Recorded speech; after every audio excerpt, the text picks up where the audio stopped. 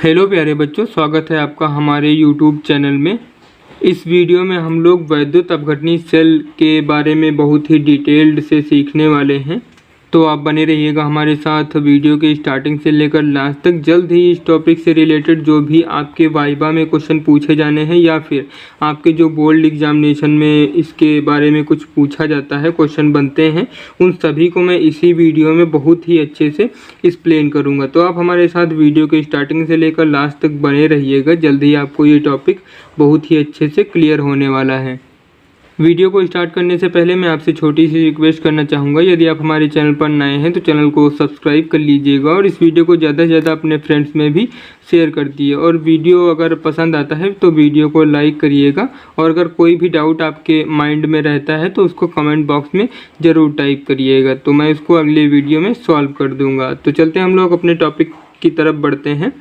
आप देख सकते हैं यहाँ पर ये डायग्राम आपको मैं दिखा रहा हूँ जो कि वैद्युत अपघटनी सेल है। इसमें क्या होता है, एक हम बीकर लेते हैं जिसमें एक विलयन भर देते हैं। वो विलयन किसका होता है, जिस धातु की छड़ों का हम लोग यहाँ पर प्रयोग करते हैं उसी धातु के लवण के विलयन का हम लोग यहाँ पर इस बीकर में भर देते हैं। अब सबसे पहले हम स्टेप बाय स्टेप इसकी डिफिनेशन और स्टेप बाय स्टेप हम सभी चीज़ों को सीखेंगे।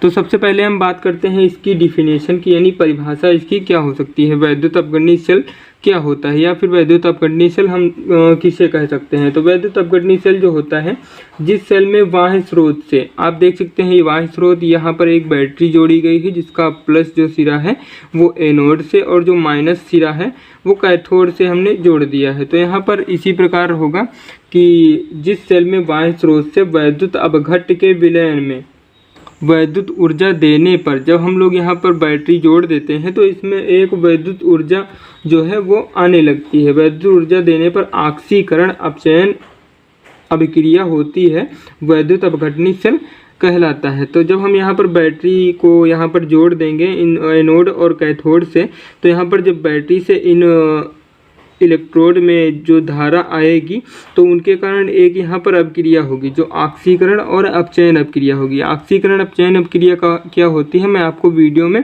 आगे बताने वाला हूँ।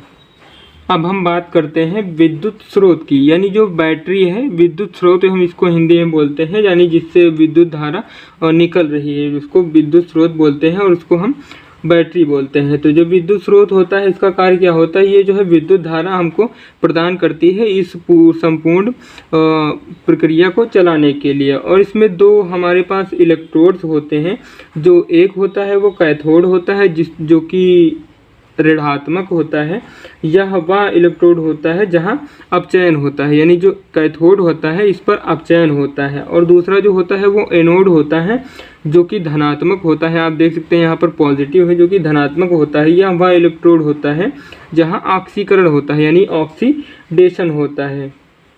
अब ये जो विलयन यहाँ पर भरा हुआ है इसको हम लोग बोलते हैं इलेक्ट्रोलाइट। यानी इलेक्ट्रोलाइट क्या होता है, एक आयनिक यौगिक जो होता है जो पिघले या विलयन में उपस्थित रहता है और आयनों का जो है इधर उधर वो गमन के लिए सहायता प्रदान करता है। अब हम इसकी क्रियाविधि देखेंगे। क्रियाविधि में क्या होता है, सबसे पहले सर्वप्रथम हम क्या करेंगे, जब हम यहाँ पर बैटरी को जोड़ते हैं तो जब बैटरी को जोड़ेंगे तो यहाँ पर विद्युत धारा प्रवाहित होगी। विद्युत धारा प्रवाहित होने पर क्या होगा, ये जो विद्युत धारा प्रवाहित होगी तो इन दोनों इलेक्ट्रोडों के बीच में एक वैद्युत क्षेत्र उत्पन्न हो जाएगा। वैद्युत क्षेत्र उत्पन्न होने से क्या होता है, जब विद्युत क्षेत्र यहाँ पर उत्पन्न होगा तो जो यहाँ पर इलेक्ट्रोलाइट्स में उपस्थित धनायन, यानी जो ये पॉजिटिव और नेगेटिव जो चार्ज होगा वो विद्युत क्षेत्र के प्रभाव के विपरीत इलेक्ट्रोड की ओर गति करेंगे।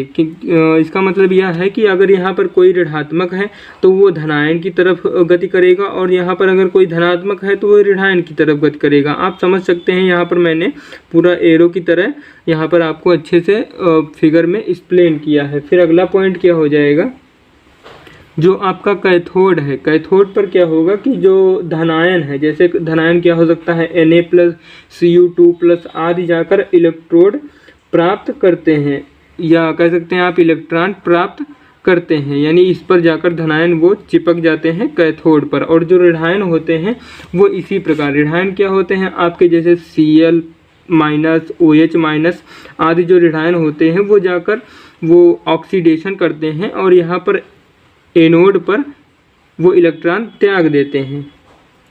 इसी प्रकार अगर हम रिएक्शन की सहायता से सीखना चाहें तो मैं आपको रिएक्शन बता रहा हूँ। इसी बात को अगर मैं रिएक्शन के तौर पर यहाँ पर आपको समझाऊँ तो आप यहाँ पर समझ सकते हैं कि जो NaCl है, यानी जिसको हम नमक बोलते हैं, NaCl को अगर हम तोड़ें तो ये कुछ इस प्रकार से टूटेगा, जो कि Na प्लस में टूट जाएगा, Na प्लस में टूट जाएगा और प्लस Cl माइनस में टूट जाएगा। तो यहाँ पर जो इनके इलेक्ट्रॉन्स हैं जो कि इन्होंने साझा करके बनाए थे, पूरा NaCl में कन्वर्ट हुए थे, Na प्लस और Cl माइनस एक एक इलेक्ट्रॉन का साझा करके NaCl में कन्वर्ट हुए थे। तो ये दोनों जब इलेक्ट्रॉन अपना अपना अलग कर लेंगे तो इस प्रकार हो जाएंगे। लेकिन अगर हम इसको यहाँ पर इस प्रकार समझें कि यहाँ पर ऑक्सीडेशन कहाँ पर हो रहा है और रिडक्शन कहाँ पर हो रहा है, तो यहाँ पर हम लोग कह सकते हैं कि कैथोड पर क्या हो रहा है। कैथोड पर जो है वो हम जानते हैं कि जो कैथोड है उस पर जो ऋणात्मक है, यानी ये जो है ये प्लस वाले को अपनी तरफ अट्रैक्ट करेगा। तो जब प्लस वाले को अट्रैक्ट करेगा यानी जो Na है वो इस पर जाएगा, तो Na जब यहाँ पर Na प्लस जाएगा तो यहाँ पर ये पूर्ण Na में ये कन्वर्ट हो जाएगा। तो आप देख सकते हैं यहाँ पर इसने इलेक्ट्रॉन त्याग दिया है, यानी जब त्याग दिया है तो इसको पूर्ण रूप से अपने फॉर्म में आने के लिए इसको एक इलेक्ट्रॉन की आवश्यकता होगी, तब ये अपना Na में कन्वर्ट हो जाएगा। तो हम लोग इसको अगर एक इलेक्ट्रॉन दे दें तो यहाँ पर पूर्ण रूप से ये Na में कन्वर्ट हो जाएगा, जो कि एक धातु का रूप ले लेगा, जो कि सोडियम धातु यहाँ पर हमको प्राप्त हो जाएगी। अगर लेकिन यहीं पर हम ध्यान दें, जो एनोड है उस पर जो माइनस वाले हैं वो आकर यहाँ पर इस पर जमा हो रहे हैं, जो कि ये प्लस का है तो इस पर माइनस वाले अट्रैक्ट होकर जमा हो रहे हैं। तो ये रिएक्शन एनोड पर क्या होगी, रिएक्शन एनोड पर जो रिएक्शन हो जाएगी वो होगी Cl की। जो Cl है यहाँ पर वो माइनस है, आप देख सकते हैं Cl माइनस है, क्योंकि यहाँ पर इसने इलेक्ट्रॉन ग्रहण किए हैं। तो जब ग्रहण किए हैं तो इसको पूर्ण Cl2 में कन्वर्ट करने के लिए हम लोग क्या करेंगे, यहाँ पर Cl2 में ये जब इधर कन्वर्ट होगा तो Cl2 में कन्वर्ट होगा, जो कि गैस होगी।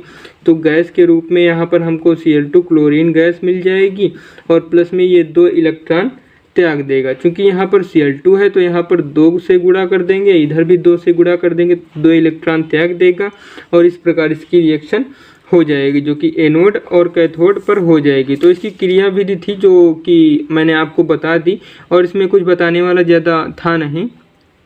तो जो भी स्टूडेंट्स इस टॉपिक को अपने वाइवा के लिए तैयार कर रहे होंगे उनके लिए मैं बता दूं कि उन आने वाली वीडियोस में मैं इस टॉपिक पर जितने भी वाइवा से रिलेटेड क्वेश्चन बनने वाले हैं उन सभी का एक वीडियो बना के अपलोड कर दूंगा। तो आप उस वीडियो को अगर देखना चाहें तो यहाँ पर मैं आई बटन में उसका लिंक प्रोवाइड कर रहा हूँ, यहाँ पर क्लिक करके आप उसको ईजिली देख सकते हैं। आई होप ये वीडियो आपको अच्छे से क्लियर रहा होगा। इसी प्रकार के क्वेश्चंस के वीडियोस पाने के लिए आप हमारे चैनल को सब्सक्राइब कर लीजिए और वीडियो पसंद आया हो तो वीडियो को लाइक कर दीजिए। मिलते हैं किसी नेक्स्ट वीडियो में किसी बहुत ही इंटरेस्टिंग टॉपिक के साथ, तब तक के लिए जय हिंद।